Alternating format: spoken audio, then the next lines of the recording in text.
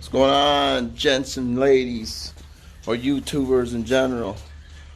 Today I'm doing the D16y7 Y8 cam in here. I already had the Y8 cam in my head, which is a Y7. Look, there's no VTEC solenoid.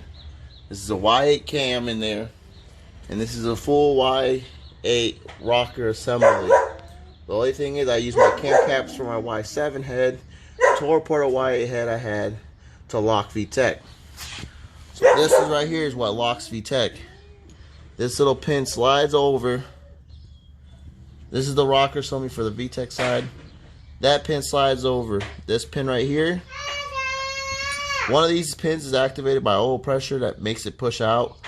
I think it's this side that pushes out and pushes this one into that one. But what I did was I did the BB trick. You see that it's out. There's actually a BB inside of there that holds the VTEC assembly locked in place to be able to ride the VTEC lobe on the high side cam. Other than that, it's fairly simple. You take the Y8 rocker, full Y8 rocker assembly, exhaust side and VTEC side, put it on your Y7 assembly using your OEM can caps, because you're not supposed to switch them out because they're line honed. But it's fairly simple.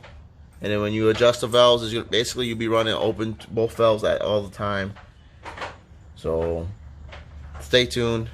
I'll have this put back together, and then I'll have it running on the Y8 cam that I bought. This is the stage 3 Blox all motor cam. I looked up a bunch of reviews. There wasn't really much, but the Speed Factory did a bunch of tuning on different cams, and then they said that they gained plenty horsepower off of that cam, so we'll see.